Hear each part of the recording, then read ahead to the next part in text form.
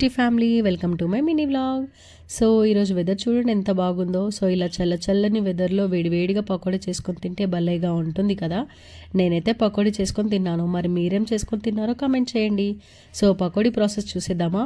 ఇలా సన్నగా తరుక్కున్న ఆనియన్స్లో ఉప్పు, పసుపు, కారం, అల్లం వెల్లుల్లి పేస్ట్, బేసన్ పిండి, బియ్యపిండి, కొంచెంగా రవ్వ వేస్తే చాలా క్రిస్పీగా వస్తుంది. సో వాటర్ వేయకుండా బాగా కలుపుకోవాలి. అండ్ ఆయిల్ వేడయ్యాకనే మనం పకోడీలు అనేది వేసుకోవాలి. పకోడీ వేసే ముందు గుర్తుంచుకోండి, ఫస్ట్ కొంచెం వేసాకనే వేయండి. ఆ బుడగలు అన్నీ పోయేంత వరకు బాగా వేగాలి. సో ఇలా వేగిన పకోడీని హాట్గానే సర్వ్ చేసుకోవాలి. నేను చేసే ఈ ప్రాసెస్ అయితే మీకు చల్లగా అయిపోయిన తర్వాత కూడా క్రిస్పీగా ఉంటుంది. నార్మల్గా వాటర్ వేసి చేసే పకోడీ అయితే కనుక చల్లగా అయిపోగానే మెత్తగా అయిపోతాయి అన్నమాట. సో ఇంకేముంది, లాస్ట్లో కొంచెం పచ్చిమిరపకాయలు, కరివేపాకు వేసి వేయాలి. అంతే. సబ్స్క్రైబ్.